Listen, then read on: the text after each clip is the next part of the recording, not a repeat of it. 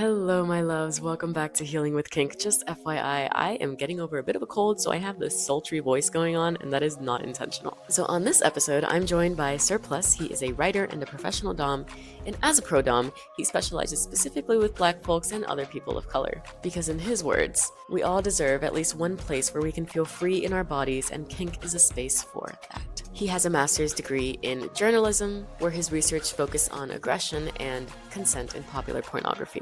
And basically, this was the training ground for him to feel comfortable and educated speaking about sex, speaking about sexuality.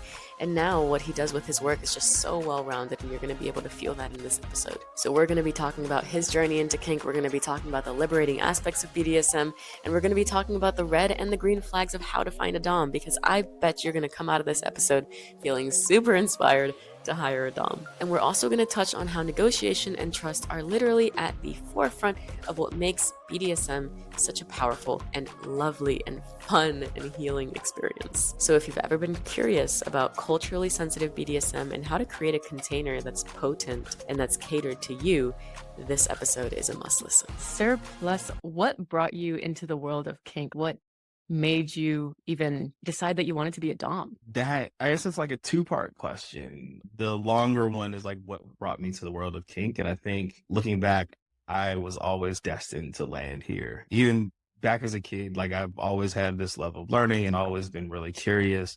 And I remember having this book called How Things Work that my mother bought me. So it was a lot of mechanical thing. And when I got old enough, or still too young to be like interested in sex and sexuality, but old enough to understand, that curiosity about how things work transition to how people work.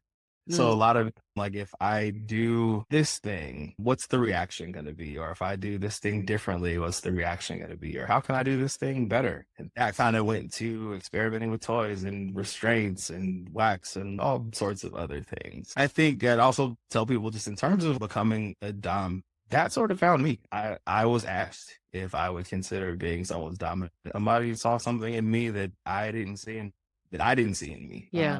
Oh, wait, that's so beautiful. It's like they pulled it out of you. And then you accepted the call because you could have said no. Yeah, accepted the call, talked about like what they needed and realized that what they needed was who I naturally was. Wow. Okay. So you're naturally someone that can hold space in that way. Hold space. It was a lot of, and the things that they needed help and wanted accountability with. Yeah. So backtracking, before when you actually went into the world of kink, did you ever experience any shame with it? Or was it with the women that I've interviewed? Women, there's always this thing of there's hella shame, right? And so I'm curious, as a man, did you feel like there was shame that you had to work through? Or was it like, no, I want that and I'm going to get it because this looks fun? It was the latter. It was a lot of, I was an adult when I like really came into this, but also I was somebody who did not grow up with a lot of like sexual baggage growing up, and even a lot of gender things. I did not get like the boys do this and girls do that. I, for the most part, was able to explore things on my own and come to my own conclusions. And I didn't get a lot of sexual baggage. Overarching message that I was raised with was like, be a good person and treat people well. That's amazing. That's beautiful. Now I want to shift a little bit to your actual practice as a Dom. I know that you specialize working with Black folks, and I told you this story on Instagram, but I'm going to say it for the audience. I was talking to my friend from Trinidad, telling him all about kink. And as I was saying the things that occur within the BDSM world, he leaned in and he was like, Karina, do Black people do this? He was very confused, and it was, it's almost as if he felt like there wasn't a place for him there. So within your private practice, how did that evolve to knowing that you wanted to work with Black folks? Specifically, what is the impact of misrepresentation? Go wherever you want with that. In the beginning, I born and raised in Las Vegas, and that's where I came to get to know kink from. The community at the time, this was around 2013 or so, it was very white, very male, and not a ton of folks that looked like me. A lot of nice people, don't get me wrong. I didn't have any real negative encounters while I was there. Then when I moved to the Northeast, I live in DC now, there were just tons of communities in this region, really, where Black folks are engaged in kink. Essentially every month we have like our night at the local dungeon. There are just tons of new faces coming. And I started speaking out and doing more content when people came to me to tell me their horror stories or had a lot of questions and concerns. And I think, like your friends, so many people came to this through 50 Shades of Grey or some other problematic representation. Facts. And so many people think, one, a lot of people of color think kink is white people shit. That's a thing. But I think the other part of that is so many people think of kink and they think of pain and punishment and degradation. And as Black folks, we go through enough of that like for free in our regular life. So I've always tried to be this space for people who want like the softer or the more caring side of kink, or even just to ask questions about the more aggressive and painful aspects. But there's just such a wide spectrum of experience, and it's not all one thing, and very seldom what we see in pop culture. I love that you said that. So what does culturally sensitive BDSM look like within your practice? For me, it starts out with a conversation. I try to figure out what it is that people are looking for, what they want to experience. One of the first questions that I ask is, how do you want to feel after this is over? This is like a 10 out of 10 session. How do you feel?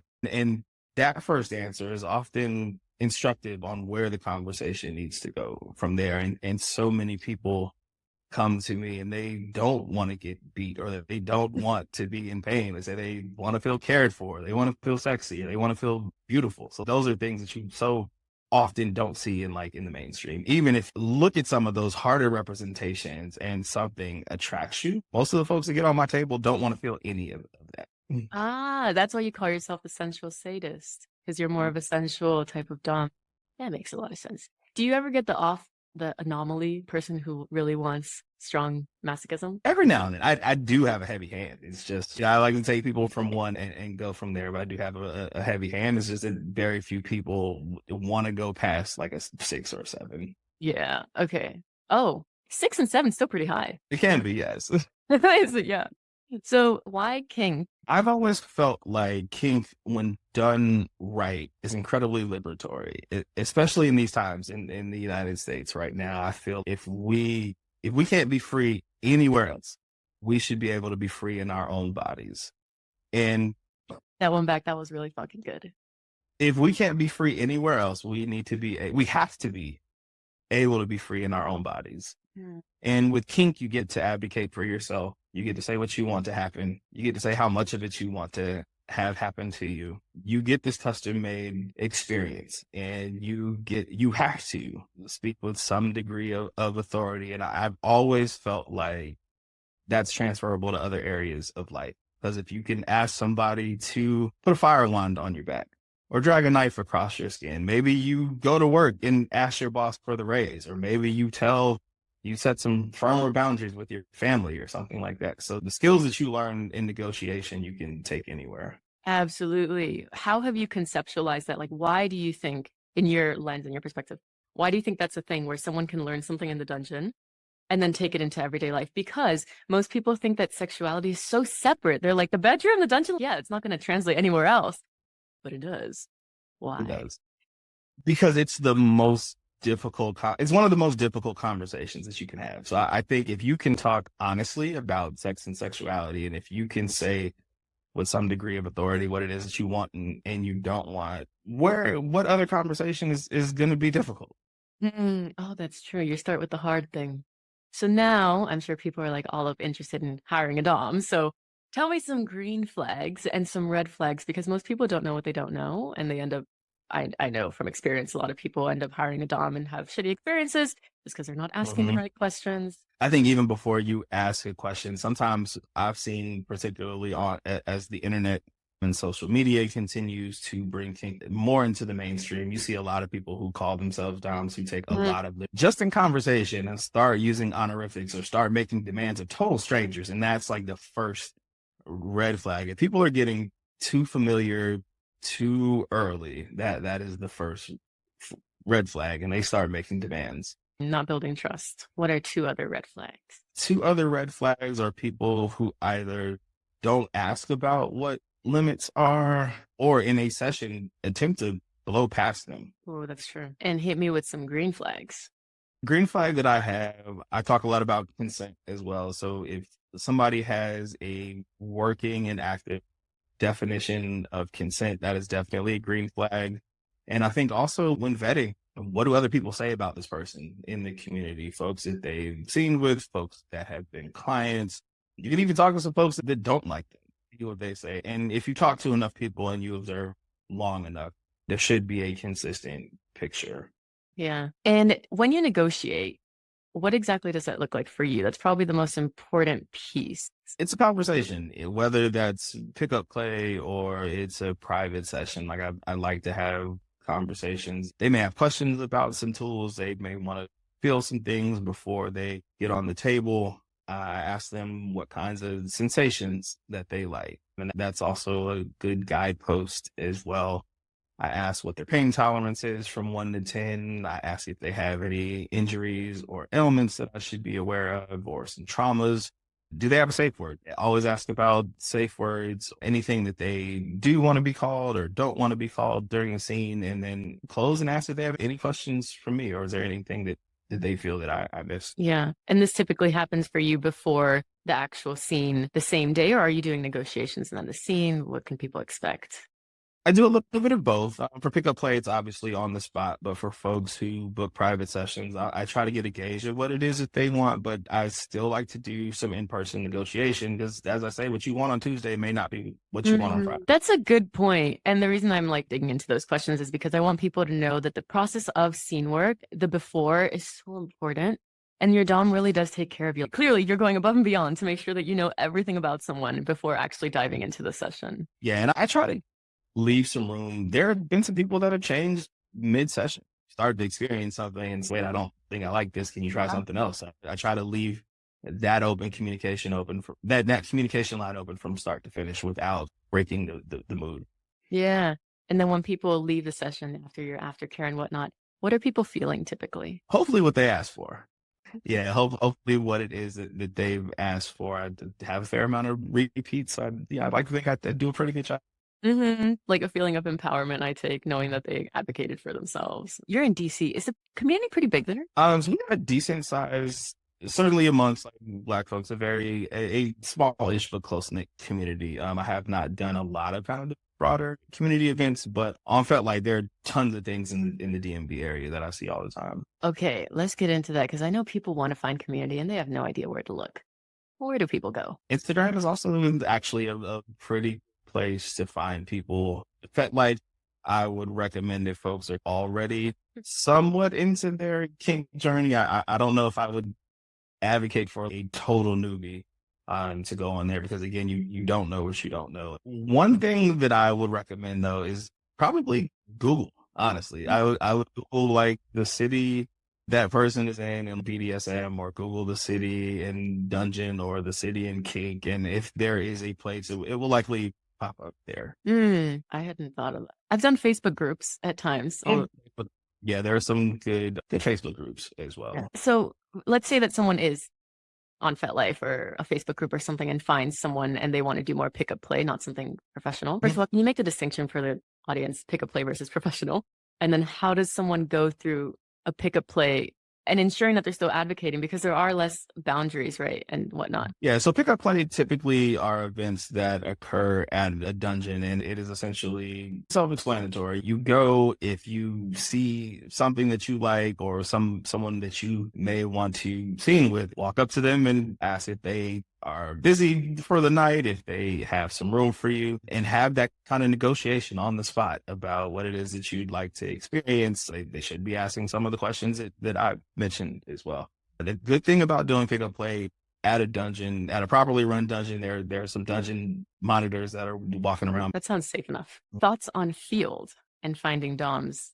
So there are a lot of kinky folks on field. I am always anti jumping out and meeting people to go right into the dynamic conversation, just because with power exchange, there are so many different sorts of aspects. So I hope that people who are fishing around on field or vet or anywhere else, like one, have a good idea of why they want to be a sub or why they want to be a dominant. If you're a sub, it's not enough to meet somebody who wants to be a dom, and then that's just it. There's so many different parts, so many different things that you need to be compatible on before you rush into dynamic with somebody. And I would say, yes, it's if you're on field, it's cool to meet somebody who might be on the opposite side of the slash, but I would first vet for just general day-to-day compatibility.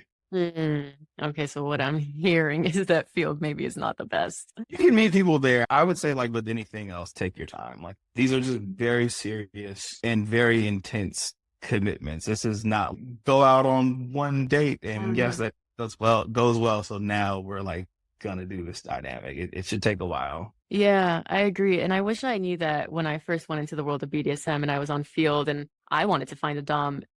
And I think most people call themselves Doms and they're not Doms, Exactly. especially on field. I'm And sure. I would also say for the people who are on the S side, on the right side of the slash, if there is somebody who you meet and is quickly open to a dynamic with you, that is a major red flag. Because they probably don't even know you well enough to know your likes and dislikes and wants and things like.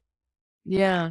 You use the word intense to describe, I think you said like it's an intense dynamic. Why that word? And I'm digging into that because I agree, first of all. And I see a lot of people that think that BDSM is willy-nilly. And it can be in terms of like sensuality and something soft, but the alchemical thing that's happening beneath it is intense and it does require like a space holder and whatnot. So can you give your thoughts on that? Why intense?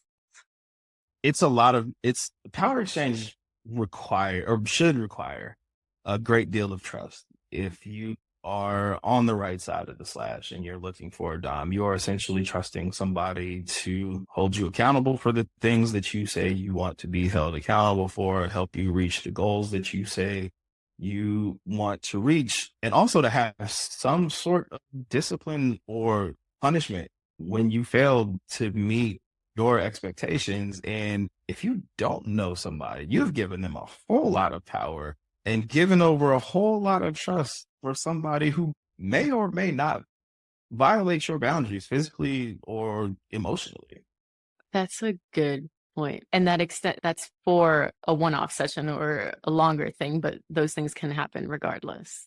And in the best of vetting, and things don't happen until they happen. But I think with a thorough enough vetting and or consideration process, you can rule out a lot of Mm. the folks who don't have your best interests at heart. That just made me think of something. Have you ever done a 24-hour scene or a week-long scene, something longer, any longer dynamics? I am essentially 24/7 with the sub that I have, but in terms of the longest scene that I've done has been about 2 hours. Okay, now tell us details. This 24/7 sub that you got, what you doing? I work with her a lot on kind of health related things. So like her like exercise goals and reading, take your medication, things like it is.